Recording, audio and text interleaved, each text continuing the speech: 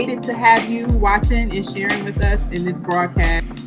This is our third episode, and we would love for you to subscribe, like, comment, give us all the suggestions that you would like for future episodes in the comment section below. And also be sure to check out the details so you can follow us on all the other platforms.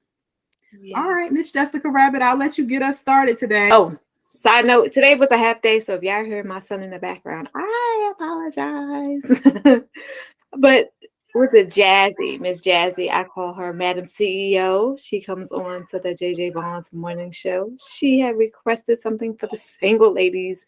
So she was like, can you guys give us some advice, as she is another millennial woman, a millennial mom. And I said, she wants to become a millennial wife. So she wanted some, feedback about communication. So what communication skills did we have with our husbands? What did we do to snag them? And just a little tidbits. So we're going to go over that this week. Sounds good. Sounds good. And we have some origin stories to talk about. We wanted to let you guys know how this all got started, how we became millennial wives in the first place, and how we met our husbands, so that you can get your own spin on, how things could work for you or could not, but some possibilities. So this is how we started out becoming millennial wives from our single days. I'll let you go first, Miss Jessica. Well, I met my husband in, I guess, the non-traditional way. You don't ever meet a man in the club. I met my husband at what's it called? Hugo's. So it was like a lounge. I met him there. I actually went to school with his sister. So his sister was a year behind me. And we crossed paths several times, but we never ran into each other until she came up to visit. I went out with my friend. She was like, oh, let's go out. We're going to go see Josh and May, and we're going to go just hang out. And who did she bring? Her brother. And that's where I met him. I met him about 19 years ago.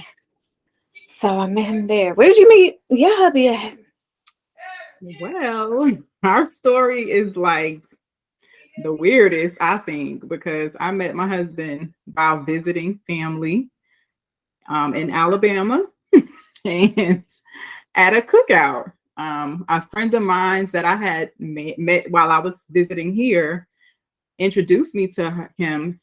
He's her first cousin, and we were at the cookout, and he kind of tried to be nonchalant, oh, oh, that's your friend kind of thing. Nice to meet you. I'm gonna go and hang with the boys or whatever. And I was like, okay, I see. She's like, oh, he's the nicest guy. And I was like, oh, duly noted.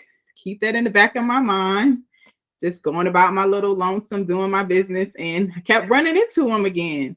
And so we just became friends just because we ran into each other so much, and we always ran into the same circles. So as we stayed friends for a while, we just got this connection. We had a lot in common, and things just start clicking.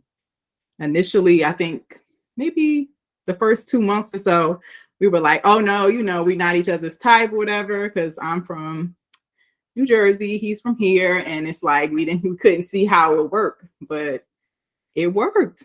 So out of the box thinking. Yes.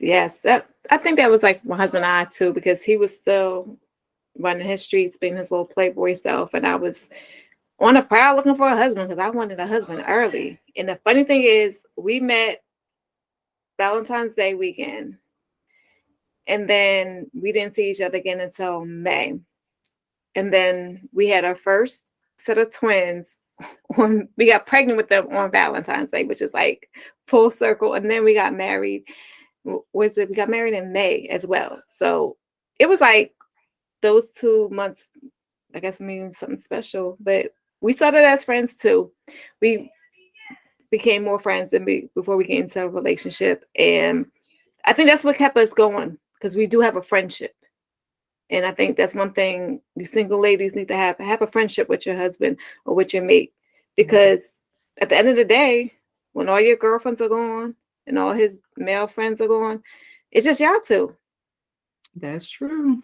So, Definitely. and last week, go I'm ahead. sorry. And then last week you told me, ain't nothing be stopping the push, you're still gonna be getting it on. But I'm like, well, some people don't. So you have to be able to talk to the person. So, like you said, you just don't want to all be about sex. You have to have a little friendship there with them, have some stuff in common. But I'm sorry. One thing, we cut each other off all the time. That's what we both have a lot to say. My husband always says, like, oh, y'all cut each other off all the time because y'all both talk too much. So I'm kind of just like used to it. So it is what it is. Yes. And y'all get used to it too. We like, oh, sorry. That's just one thing we do. But I think it's good to be friends first, because as you are friends, you get to see people in their elements, in their true element. Like, they're not putting on the, what do you call it? The first few months, like you kind of put your fake person on, your good guy on, your good girl on. No, it's like, okay, this is my friend, just like me and you. And I'm my real self. I'm authentic because I'm with my friend. So that's what you get to see.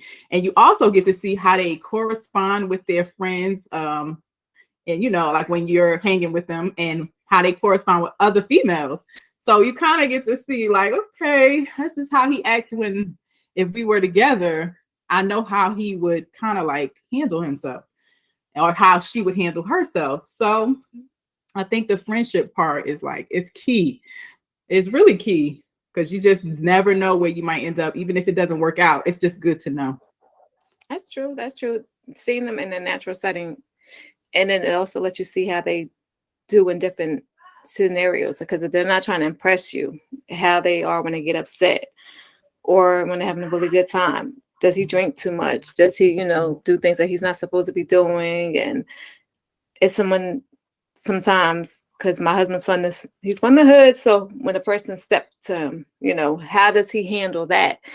Is he just ready to fight, or is he able to talk it down with them? Or even, be in the same area with a person that they might not like as much. How does he handle himself? So that's really good. So then you get to see all the characteristics of a man that this might be your potential mate. So you're trying to be like, okay, I need him to keep us cool. Is he not going to go off on me? And even with seeing him with his parents and his family, yes, it's like you got to see how they're treating their mother. Are they taking care of their mother? Are they doting on their mother?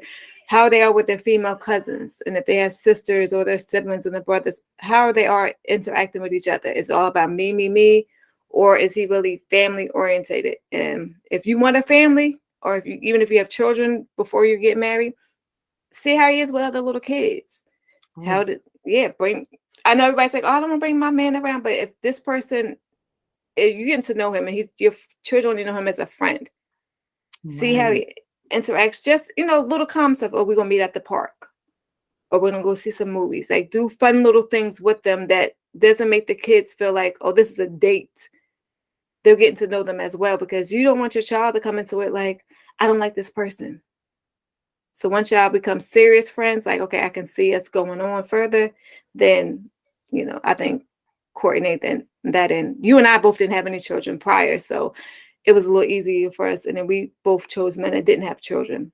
So it's nothing against people that have had children, or marry someone that has children. Sometimes it makes it hard, and sometimes it makes it easier. And my husband was like, I don't care if you had kids or not. I love kids. So I was like, well, that's a good thing. I said, okay, that to me says I can adopt. And I love that, because I always wanted to adopt. So I'm like, that's good. So he says they don't have to be his for him to love them. I'm like, that's a good point, I think, to have. Right. And I think us meeting our husbands, I don't know how old you were, but I was 20, possibly 24. But just being at that young age, it's a little different. Like, we are part of the Kevin Samuels group. Like, you meet your husband before you have a baby. Like the whole, I guess that's the whole it's like a thing. It's just a fad going around. Like men think you're supposed to meet women early, but I didn't meet my husband. He wasn't totally him like who he is today when I met him. We grew together into a better fit for each other. Like at the time when we met, we had I guess to say the chemistry already. And then far as the aspects of outside of us just having a good relationship and communication, we built on, okay, can you handle taking care of yourself, your business personally, and then we can conjoin. But we grew up together. It wasn't like, I guess you hear a lot now about men being a top provider and then they meet another woman and she's 25 and he's already established. It wasn't in that kind of situation. So it's kind of hard to give you a perspective if you are meeting somebody that young versus meeting somebody once you already established yourself. But I know I do have friends who met their husbands later in life, and it's different, but all in all, the day-to-day parts of it is the same. So yeah, I could give a lot of good advice on that even still, because I've been through all the different phases. No, I've been too. I met my husband when I was 20, so I was young. So we were, I'm 20 years old and guys mature slower than women. So I'm like 20, and then in my mind, I'm about 24, 25. So I'm looking at the future about family and buying a house and having children and doing different things, where he's still like, I'm just getting out of being a teen. What do you mean? You want me to do this already? So I expected so much. I expected adult behavior out of a man child. And I say man child because he just had turned 20. He was just a teenager. You think about 2 years ago, before that, 3 years ago, he was just getting out of high school. So I was expecting him to act like a full-grown man, to know how to conduct himself, to know not to rip and run and do different things. And it was hard. So we grew up a lot together. We started off young, and now it's like, wow, we're going into about being almost together 40 years. So you think about that, it's like, that's crazy. If you start off at 20 and now we're going about to be 40, but we've grown a lot. And I think that helps too. Sometimes when you meet the person when you're younger, because you know each other, you know how you grew up together, and you can say, wow, this person really has gotten me there and helped me out. And they see how essential you are. And because some men, I think those established ones, they want the younger ones so they can try to, I think, not control, but like mold them into the woman that they want. Because the younger girls see the money and the cars and the like, oh, you know how we were back in the day. But I got a different perspective on that what you just said. Because if you think about it, when we meet them and we're more mature in our 20s, we're trying to mold. We are okay. Yes, I will agree with that, because if you're used to dealing with older guys, you would expect him to conduct himself with an older guy. And that's what my husband said. He said that was your problem. You're so used to dealing with older men that you wanted me to conduct myself like an older man, but I wasn't there yet. Right. So now I'm like looking at the age that I am now, and a few years ago, I'm like, how could these men want to date some young girl? Like, you're 34, 35, 32. You want a little 18, 19-year-old girl for what? We were so immature trying to act like we were grown, but we really didn't know anything. And you guys were giving us life experiences that we probably really shouldn't have been having at that time. And it made you grow up even faster. To now, it's like, I'm done with this. I'm like, you haven't done this, you haven't done that. Like, I dated one guy when I was about 18, 19. And he was older than me. He was in his mid-20s. So I wanted to go, what was it, in New York? When they had the boats that come in, the Navy comes in. Oh, yeah, I think I know what you're talking about. It's at the Port of New York. Mm-hmm. Yes, I wanted to go there. Oh, I already been there, but I haven't been there. That's a nice date night, let's go there, or let's go. I want to take a walk in the city. That's one thing I miss. I love the city in the summertime. And like they have like pop-up festivals or block stuff and the people out and I just love that whole atmosphere. He didn't want to do that. I'm like, that's not good. That's, like, so then I started seeing things like that. Like, okay, so we don't have a friendship. And I didn't want that. And that's one thing I got with my husband. He'd be like, oh, it would be a nice summer night. Oh, let's go drive up to the city, go take the subway. We're going to go chill in the city tonight. Or let's go down to the shore and just chill, down the shore. We got to do things just as friends. I got to hang out with his boys. His boys didn't mind me being around. I wasn't judgmental of them. I didn't say things to them. They were like, oh, you just like one of us. We were just chilling. They didn't mind having me there. So I appreciated that, because that made me feel like I get to see you with them with you. I know what to expect out of all of you. And then they know what to expect out of me, the same thing. Right. And I did the same thing with my husband. Like, I really was in a partying stage when I met him. So I kind of like wanted to calm myself down, because I felt like, it's a backstory to this. Right before I met him, I was with somebody, and you know how you get to that point where you just fed up with like meeting the wrong person. So I was just like, let me write this letter to God. And I had gotten so fed up with that person. And then I just wrote this letter and I spilled my heart out. Like, okay, this is what I want, Lord. If you see it in your will, can you find me, or can you give me, or could this person find me, or whatever the case may be? Because at the time, I really didn't know, like, the rules to the whole thing out of the Bible, but I did know that God could provide it. So I just said, let me just write down what I think I want. And then if the Lord sees fit to change something, he'll just change it. Girl, if I didn't meet my husband to the T, if I had that letter right here, you'd be like, dang, he's exactly like the letter. He's exactly like the letter. Minus like one or two things. And the two things, maybe I had like 30, 40 things on the list. But like the two things that he's not are like kind of like things that I've matured to see that I didn't need. So that's how I guess that was God. Like, I don't know if you can meet somebody in two different landscapes like we did. Like, he's from this area of the country and I'm from this other area. Usually that doesn't happen, but it can happen, I think, if you actually do it with some purpose. You have some like perspective of what you want and what you don't want. And you have to be very strategic in your thinking, like outside of the box. That's why I said, like, so you ladies out there, if you are at your wits' end, because I know I was, even at 25, I was like, all right, I don't like girls, but you know what I'm saying? I can't take no much more of this. So when I wrote that letter, I got a lot of good things out of it. And I think that's a good activity, for you guys to do. Try to narrow it down as much as possible, but think long term. Like, what do I need from my kids? If I want kids, what do I want their father to look like? How should he act around my family? All those things, like, take into account and try to pray on it. Yes, so. I agree with you with that, because they always say you just don't ask God for a house, or you just don't ask him for a man, because he can give you a shack and he can give you a shack of a man. But I gave you what you asked for.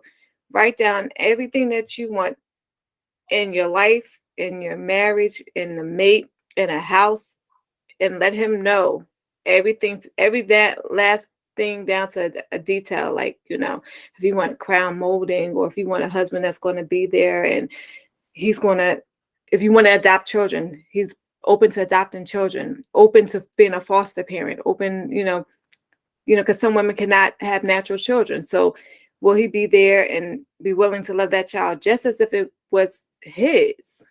Right. And is he willing to go to the fertility clinic with you if you're having issues to get pregnant? Excuse me. Is he going to be there? What about being sick? You might need somebody to take care of you when you get sick later on. And you don't want somebody that's going to say, you know what, I can't take this. So if they take their vows seriously, if they take God seriously, then you go, you know what, this might be the person for me. And like you said, there was two things on your list. It might be some things that you don't see, or he doesn't look the way you thought he was going to look, or things of that nature. But God will give you the man that you really need for you. Because I'm hey, a lot of the guys I dated in the past, they were light skinned, and I ended up with a chocolate man. And my grandmother would say, you need to keep getting them yellow boys. You need to go get you a chocolate man, I was just chocolate about man. to say that. The Lord knows what's right. He does. And I saw that I was getting treated so much better. And I was like, wow, okay. I don't have one that thinks he's about as pretty as me. He all up in the mirror trying to push me out the way.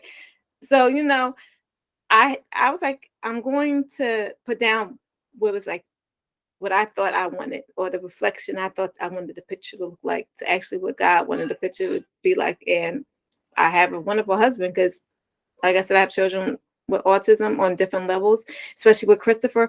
A lot of men would have left.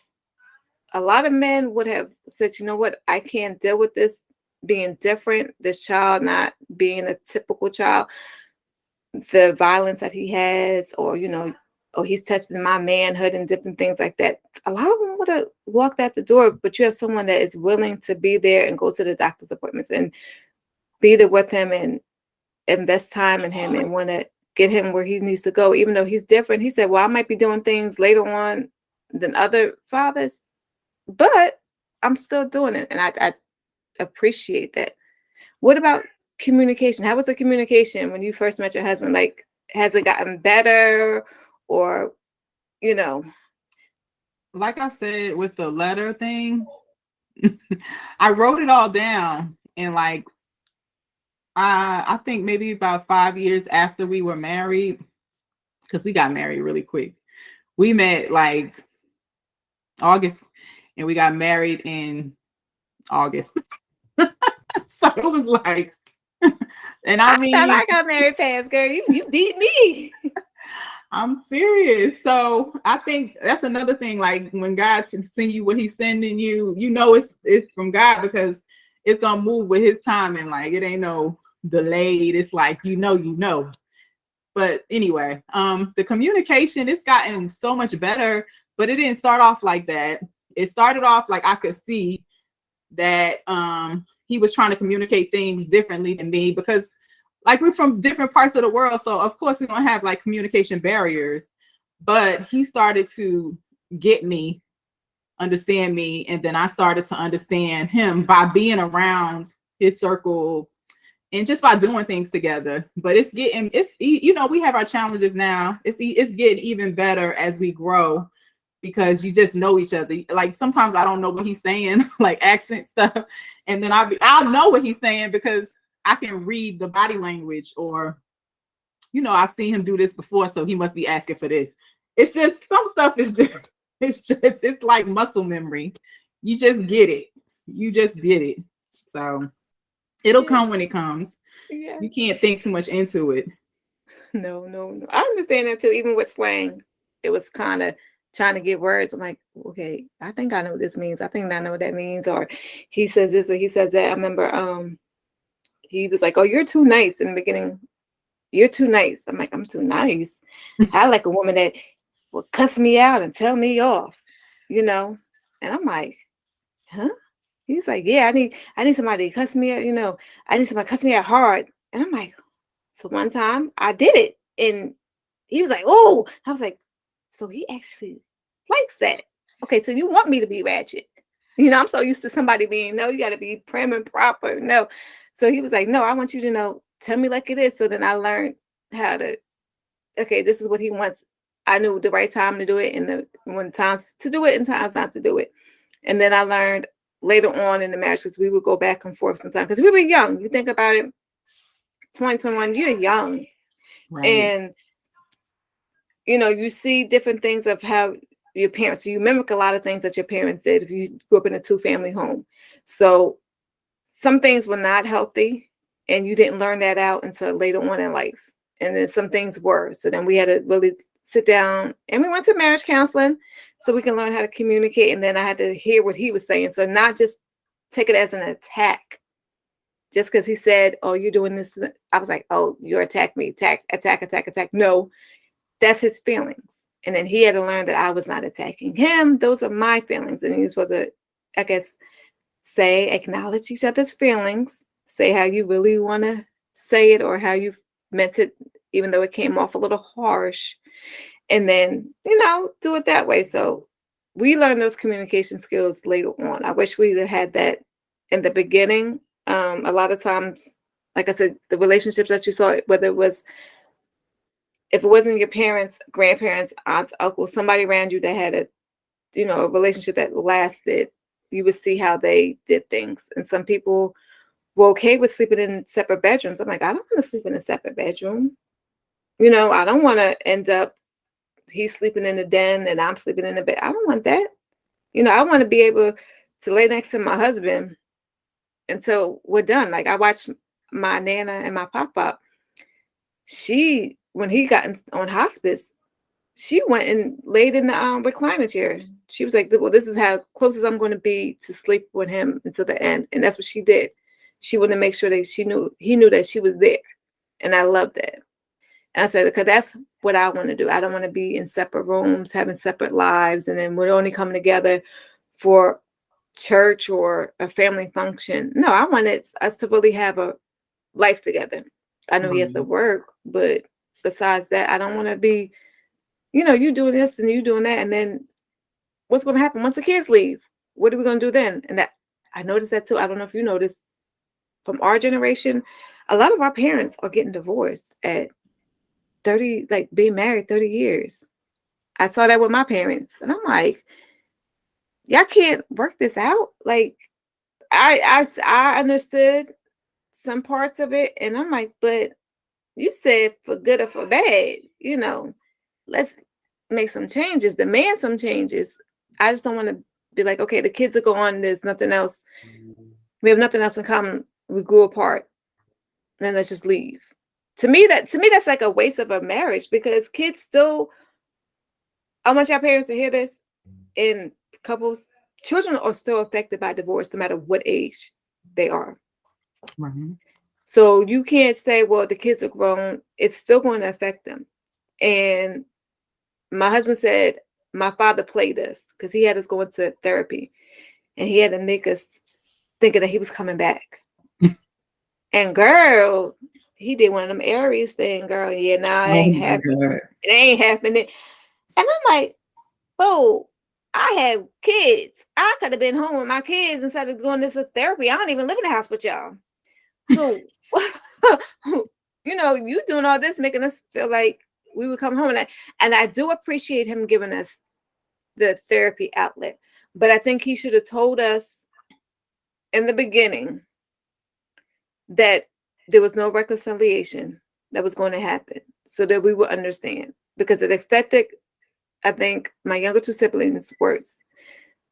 And my sister was willing to go out there and get a job and, do all this other stuff just so my dad to come home. And it didn't. She was like, well, maybe we take them back to Hawaii where they had their honeymoon, or go back to California where they first met. And maybe we can bring them back together that, this can rekindle things. And I felt so sorry for her. And it's like, she was 18 or 19, and it was just not clicking with her. And I felt so bad. And I was, early off in my marriage.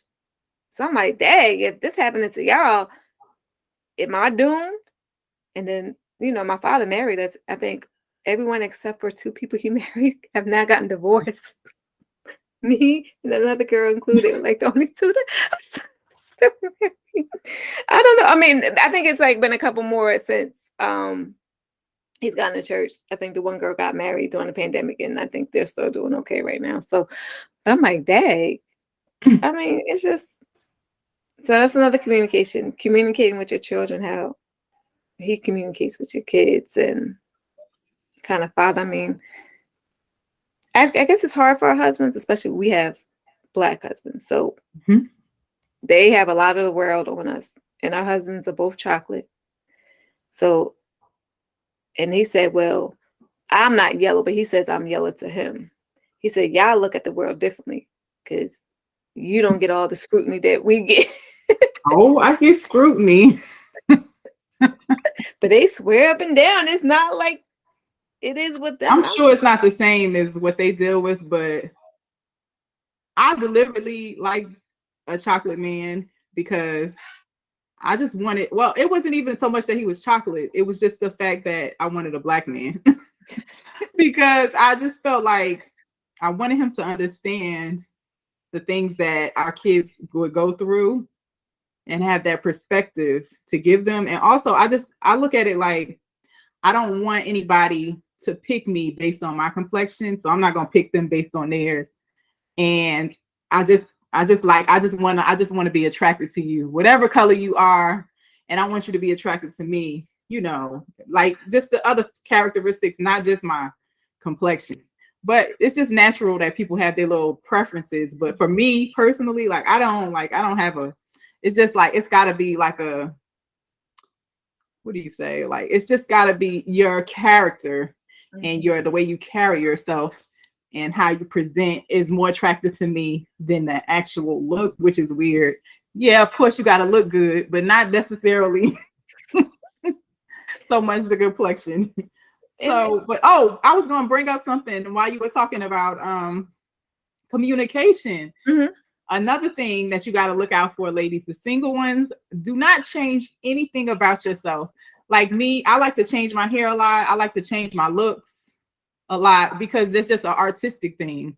It's not necessarily like I like one better than the other. I just feel like life is too short to be boring and you got to change and try things and see what looks good and what you like. But I never changed that for a man. Like a lot of men wanted me to stay one way, like the way they met me, I guess. So they want me to stay that one way. And that's how I picked. Like, I'm like, if he wants me to be something that I'm not, then he's not who God has for me.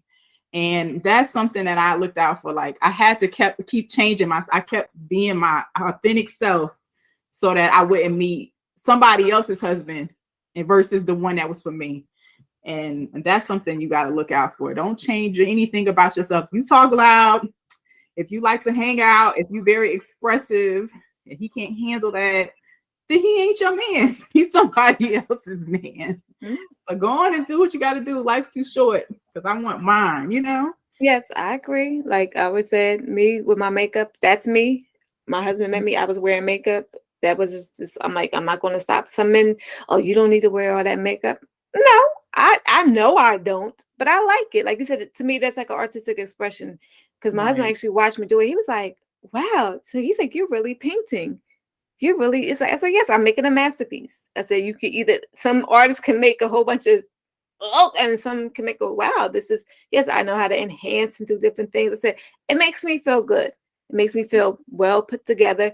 And I like that he did not try to stop that, which was, I love that because a lot of men, oh, you don't need all that makeup. You don't need all that stuff.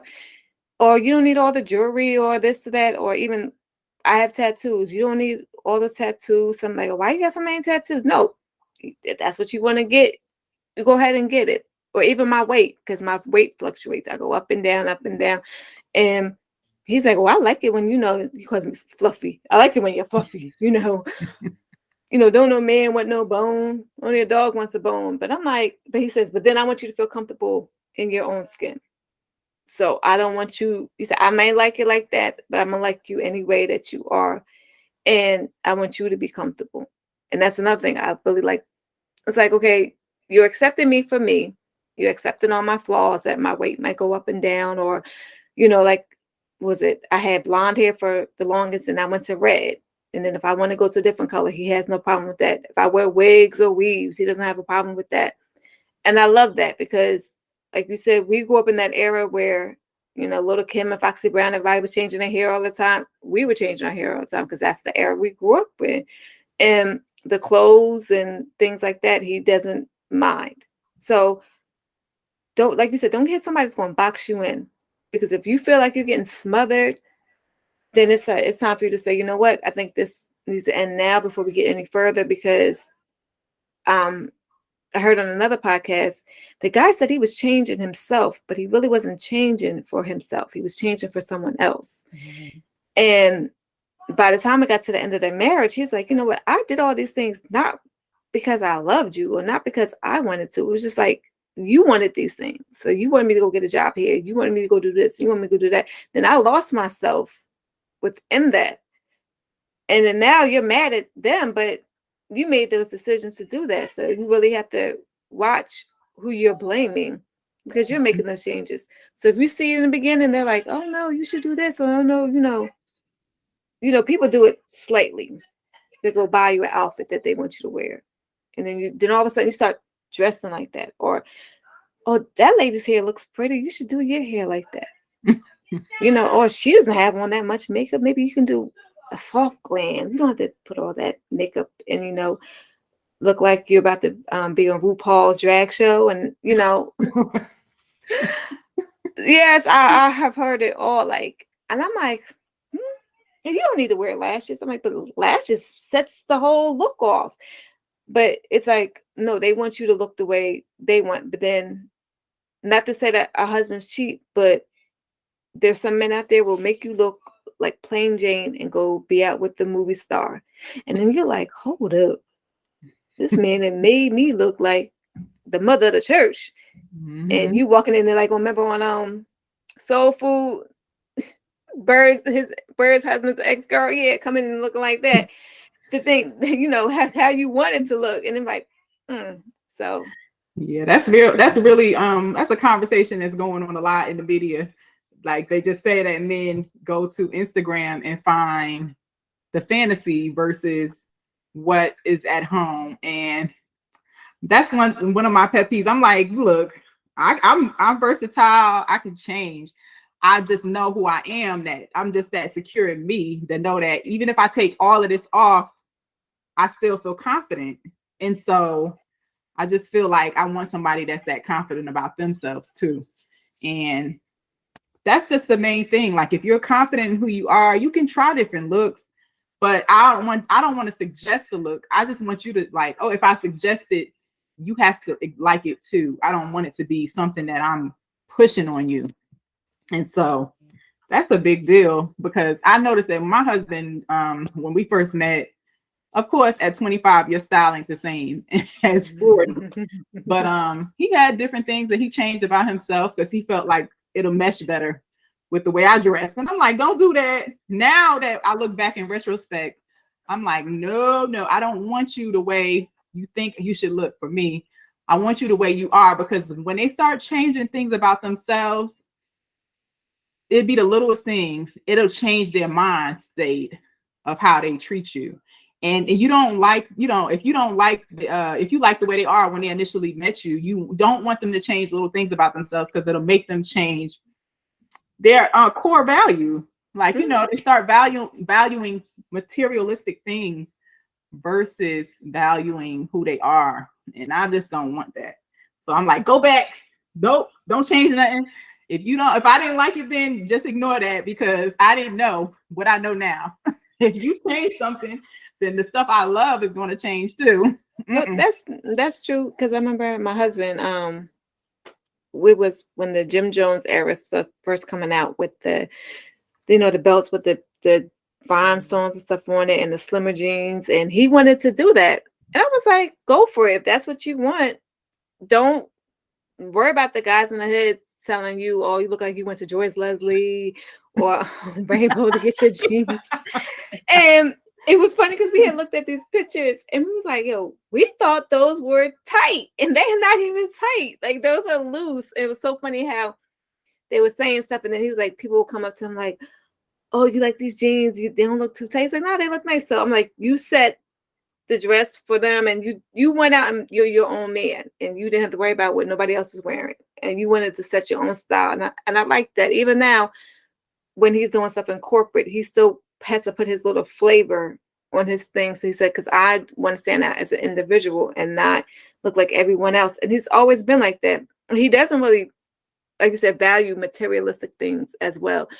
He looked at, when we were looking at buying a house, it was 3 homes that we were looking at. 2 were similar style, and then the one we got.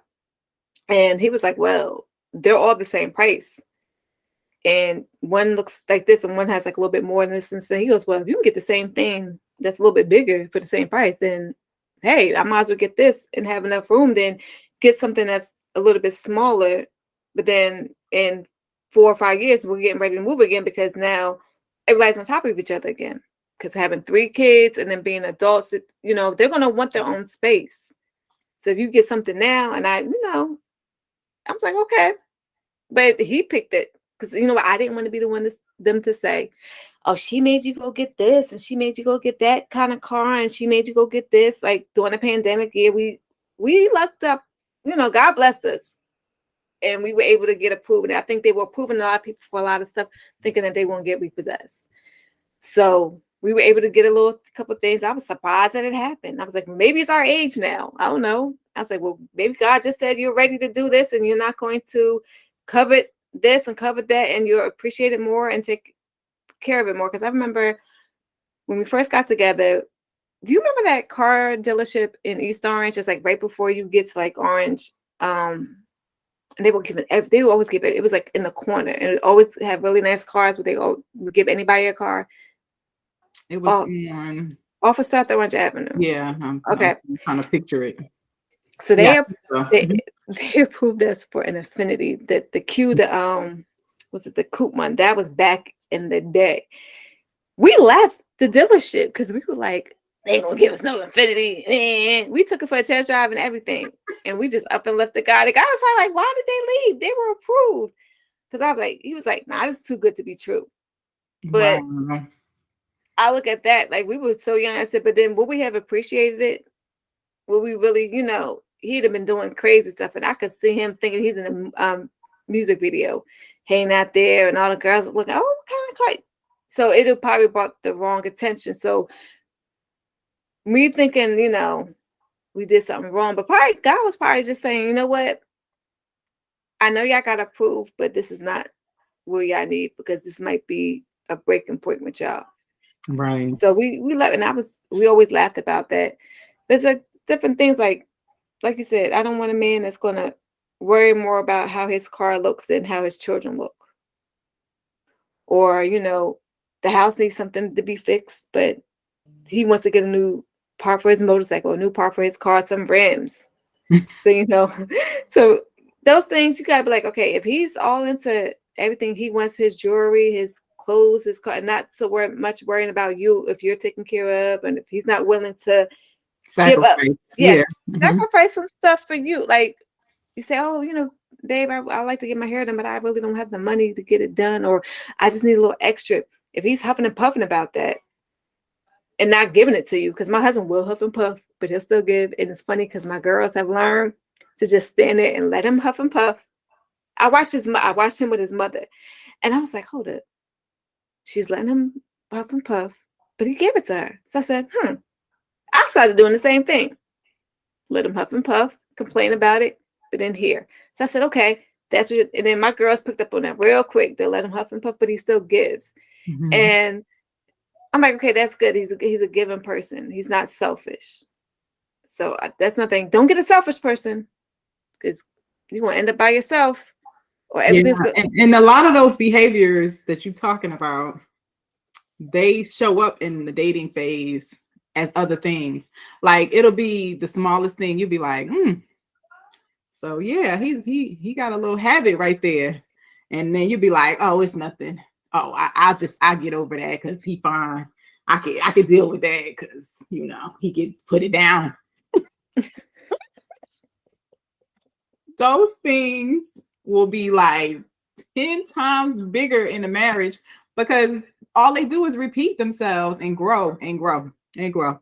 Here we got this habit that started off, oh yeah, he don't like to give to his mother to pay bills, and when they in the house together. Oh, now all of a sudden we got a mortgage, and now I got to figure out, you know, it'll be stuff that is so minuscule in the beginning. Like y'all go out to dinner, he wants you to pay the tip, but you know, he'll pay the tab. He got to let you get something. It'll be just that. And that'll be the thing that'll drive y'all crazy. Yes. So just keep that in mind. Yes, please. Because you said the thing about the tip. It's one thing if you go, oh, I'll give the tip since you're paying, if you offer. But if he's like, nah, I'm paying for this, so you better pay for that. Then it's like, so is this how it's going to be when we get married? So what, since I'm paying for the mortgage, you got to buy the food, the clothes, and all of a sudden, like, and then you're adding up everything that you're paying, and it's coming out more than the mortgage. You're like, hold up, buddy. You know, why is it that I get the smaller bills, but all my smaller bills are adding up to be bigger than the bigger bill that you're saying? And then that's not fair.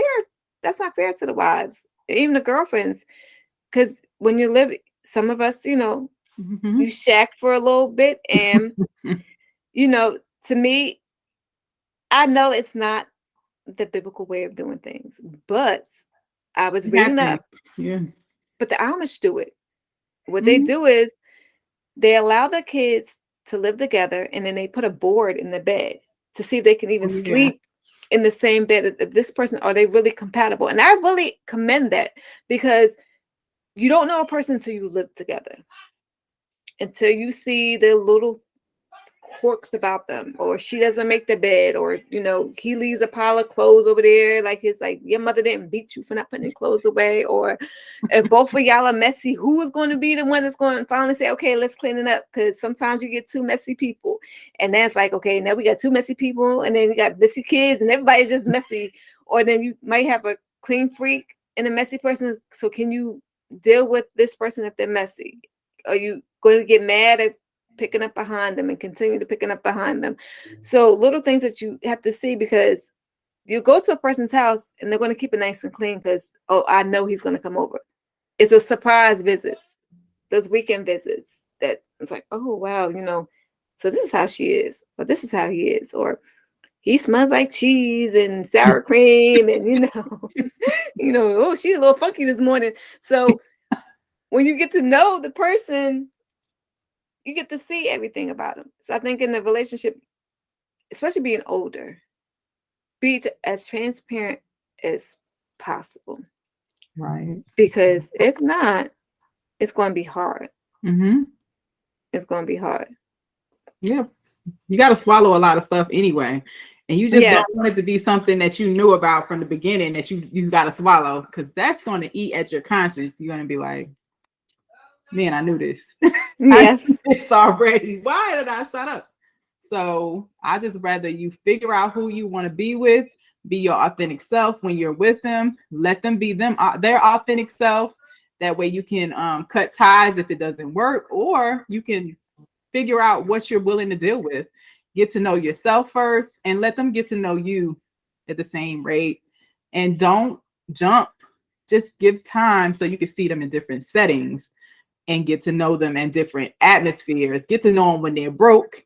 Get to know them when they got a lot of money, how they act when they in sick, when they got a pain, an ailment, when they hungry, all kinds of settings. You got to get to know them, because a lot of that will be the things that set you off in a marriage. And I think my husband and I, we've grown together. Like all our pet peeves, even he says it, he's like, the little things that I used to bother me don't bother me anymore.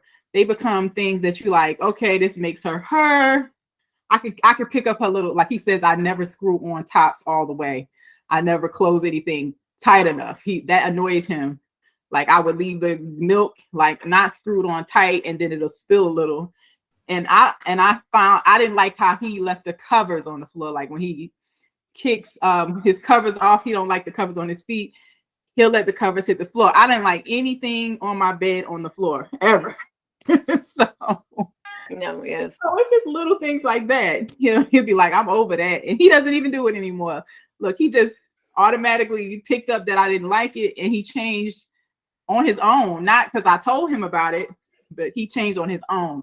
And you can't change anybody. So you gotta just let them know about what you don't like. If they decide to change it, let them change it. But if they don't decide to change it, tick that off. All right, he's not changing that little thing. He's not changing this little thing. And they start to add up, and the pros and the cons, you just make decisions. But you can't get caught in your emotions. You got to really be strategic about it and talk to God about it. So Yes. that was a major things. I mean, I think so too, especially the sick part, because we broke up when he was sick the first time. He told me, I can't take this, because I wanted to take care of him, and he wanted his mother. I'm like, I can take care of you. I'm your girl. Da, da, da. So he was like, I can't deal with this. You want me to go out there and just die? It's over. So then when he got better, and he was like, oh, I'm so sorry. I didn't mean that. And then, so now I know you're a big baby. When you get sick, you whine and you cry. So I know, okay, you need that motherly touch. And then when I took care of him, and he said, and I rubbed his head, he said, oh, That's how my mom rose my head and made me feel so comfortable. So I started laughing. So I said, see, I can take care of you. You can be felt nurtured with me. I'm not your mother. I do things your mama can't do. So you better pick one. But I agree with you, because Yeah, that's true. I mean, I know one thing that let me know my husband was the right person. It's the funniest thing. I used to have a sleep apnea deal going on in my early 20s, and I think I was maybe 35 or so when it switched. Things changed. Look, I could sleep through World War III, y'all. I could just be like, somebody could be breaking in a house and I would just be knocked out. I wouldn't hear nothing. So, so that just bothered him so much. And I couldn't find an alarm clock because no alarm clock would wake me up. The only thing that would wake me up is if you call my name. You would have to say my name, or it would have to be certain songs, like where they were talking. I couldn't wake up from alarms. But anyway, I had this really good job, and he was like so excited for me. We didn't live together at the time. And my alarm clock was going off. Like, he worked the night shift, I worked the morning. So he happened to be getting off work and he saw my car was in my driveway. And he's like, this girl is about to miss work. So he panicked. Y'all, he ran to my window and knocked on my window, calling my name until I woke up so I wouldn't lose the job. I was like, this is my husband. Yeah. He just woke me up. He couldn't let me sleep. And it was like my first week at this new job. So that was one of the things. Like, he didn't judge me for it because I had told him, like, you know, I do have a sleeping problem. I've always had it since I was a kid, and I really don't want to lose this job. But he really looked out for me. He always like thought ahead of things. And so that was just something that, like, okay, God, you're trying to show me, okay, he's responsible. So keep those things in mind, ladies. Yes. I think about that with my husband too, because I have anxiety issues, especially with thunderstorms. I do not like the sound of thunder. It takes me back, and I have panic attacks. And he sat there with me through one storm, and he really, really like comforted me and made sure I was okay. And then I remember he wanted to go somewhere. He was like, all right, it's going to storm. I need you to go home to your parents and spend the night at your parents' house because I ain't going to be around. And you need to be in a safe environment so you're not going to go off and have a panic attack and end up hurting yourself. Or even with my heart condition, you know, he was like, you okay? He started noticing the different things about me and making sure I'm okay. He said, you don't look like you're breathing well, or you're all right. So I was like, you're very tentative. You want to make sure we're okay. And I was like, okay, this is husband, like you said, husband quality. This is somebody that really cares about me for me. He's like, I don't want nothing to happen to you. I don't want you to die. And this, like, even with my Apple Watch now, if he gets an alert, you all right? Your watch says something's going on with your heart. What's going on? Did you drink some water? Drink some water. Sit down. Calm down. What you doing? So I'm appreciative of that.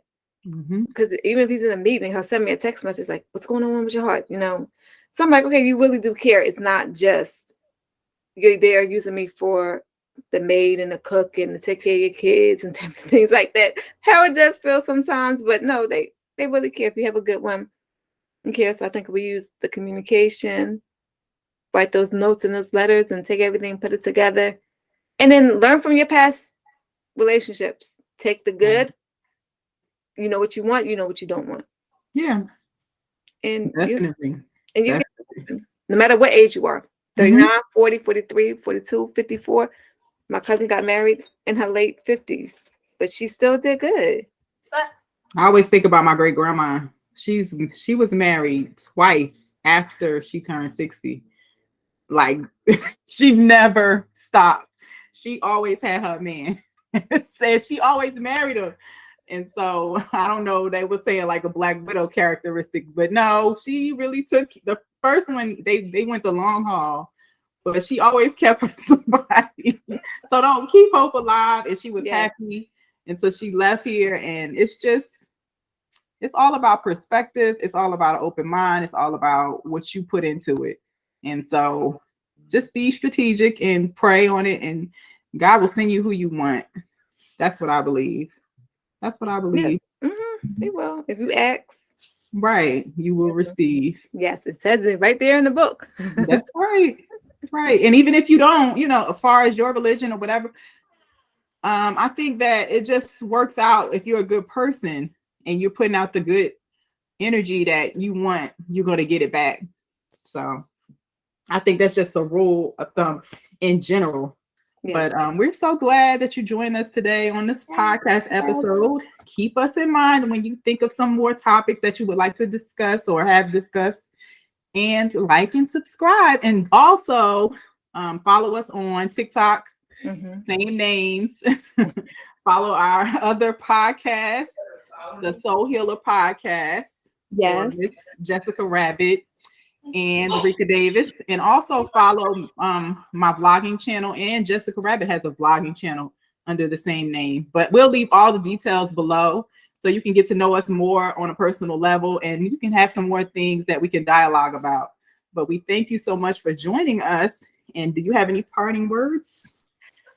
Enjoy your weekend. Make the best out of it. I hope it's a great weekend for everyone. And don't get upset over the minor things. Like Ari's husband said, don't major in those minors. So let's make a good one. That's a good one. Yes. And also, look out for the next episode on Friday. That's the main thing that you need to look out for. Yeah. I hope everybody enjoyed their Valentine's Day. We'll see you next time. Bye.